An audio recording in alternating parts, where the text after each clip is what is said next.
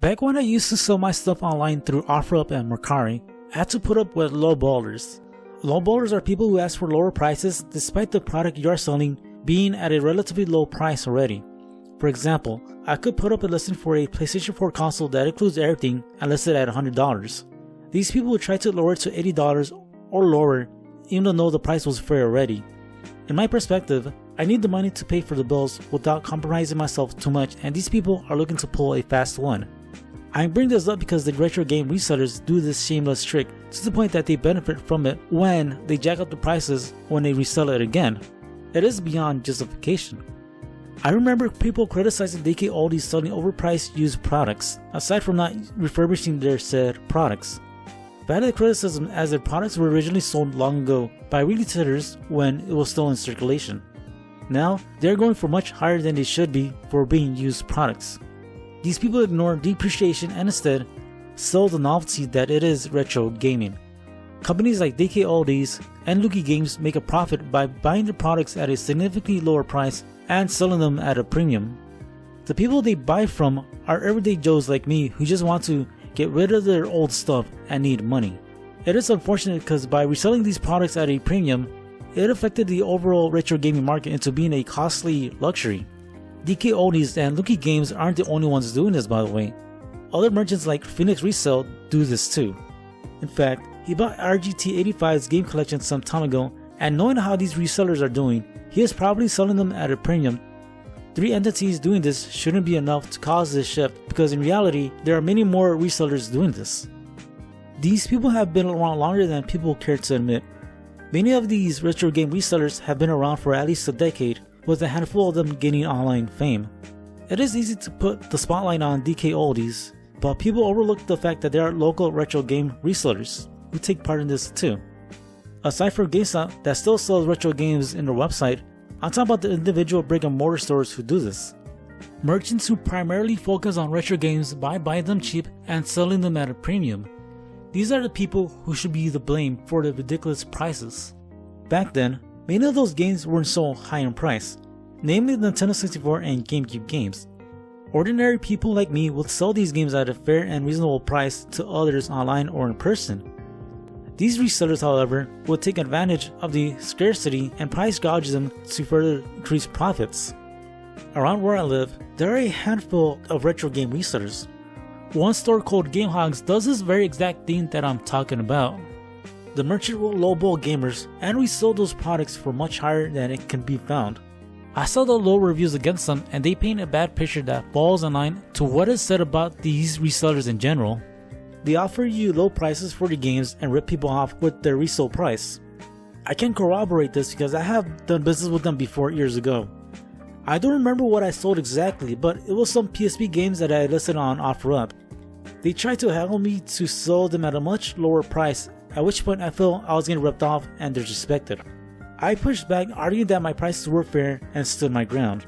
We would have a back and forth and ultimately reached a fair middle ground where I removed a couple games and lowered the price. The deal was done and we both got what we wanted. They would try to do this again sometime later, but nothing came of it as someone else bought the games from me, no questions asked. Looking back, these resellers continually lowball clients to sell much lower than they initially wanted so they can resell those games at a much higher price. Mind you, this was around 2018, so whatever what DK Oldies was caught doing, others have been doing long before. Other criticism regarding GameHogs involve their controllers and consoles not working. Makes sense because resellers are selling used products.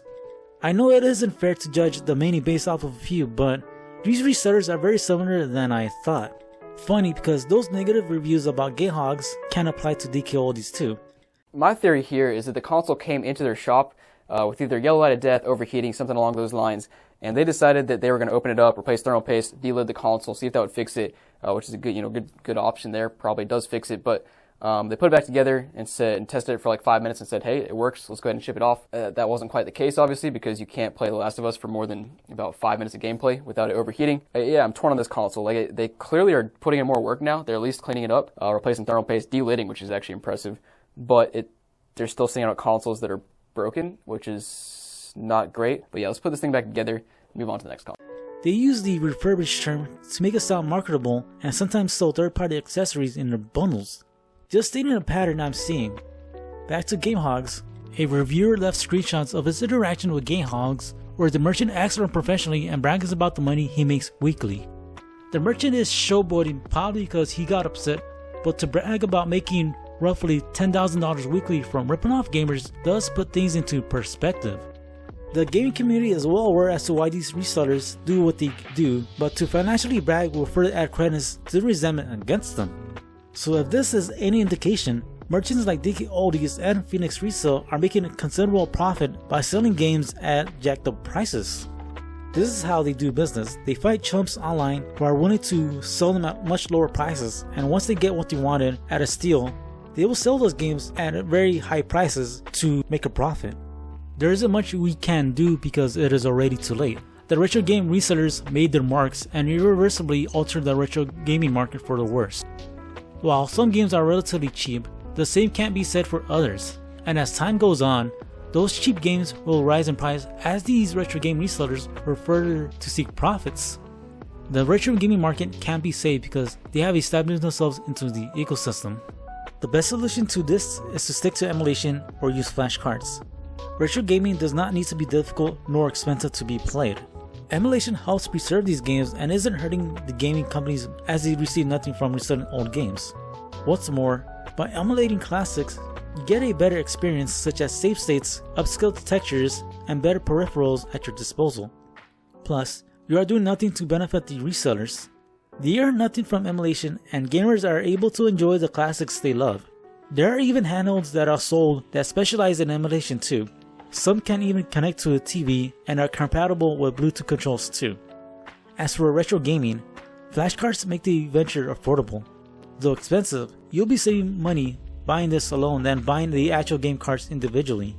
Lastly, the retro gaming market has become a novelty since those games aren't commercially available anymore.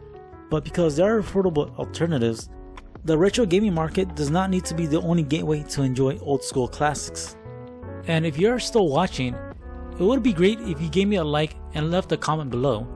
The interaction means a lot and helps the channel grow. That is all, and thanks for watching.